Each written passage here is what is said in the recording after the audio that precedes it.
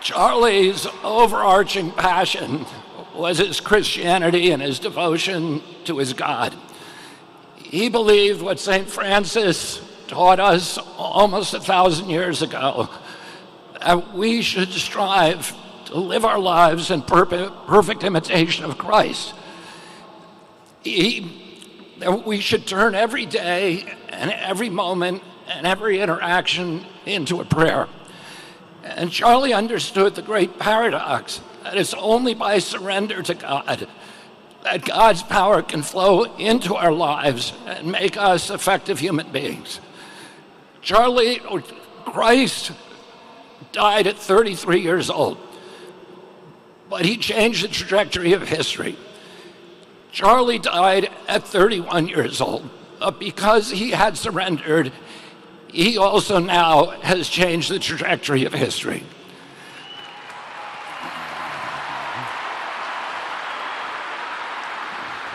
Charlie's other passion was free speech. He understood that the free flow of information was the soil, the water, the sunlight for democracy. He understood democracy's great advantage was that our policies were formed by ideas that had triumphed in a marketplace of debate and conversation. He thought that conversation was the only way to heal our country. And this was particularly important during a technological age when we are all hooked into social rhythms, social algorithms that are hacked into the reptilian cores of our brain and amplify our impulses for tribalism and for division.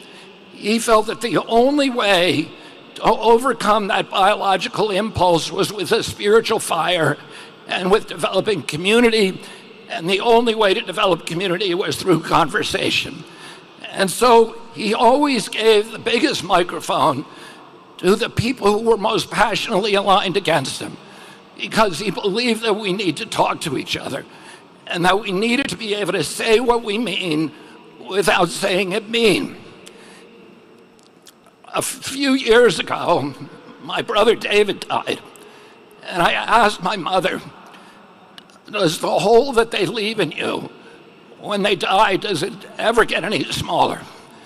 And she said to me, it never gets any smaller. But our job is to grow ourselves bigger around the hole.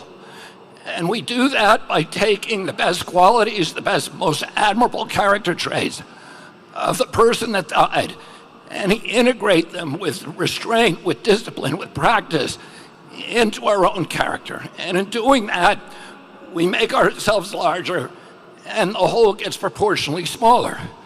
But we also give a kind of immortality to the person who left us, because their work continues through us. A couple of days ago, my granddaughter left for college in Europe.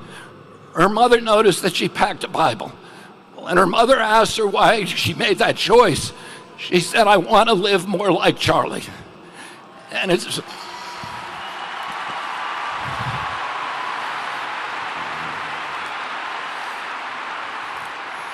In one of my first conversations with Charlie in July of 2021, we were talking about the risks that all of us take when we challenge entrenched interest, the physical risk. And he asked me if I was scared of dying. And I said to him, there's a lot worse things than death. And one of those things is if we lost our constitutional rights in this country and that our children were raised as slaves. And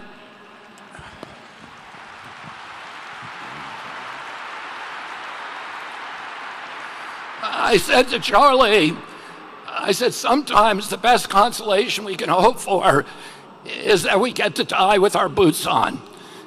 Well, Charlie died with his boots on, and he died to make sure that we didn't have to undergo those fates that are worse than death. Oh, let's remember Charlie. He was, for those of us who were friends with Charlie, we don't need any more evidence of the love of God, because the evidence, the friendship is the best evidence that God loves us all. Thank you, and God bless you.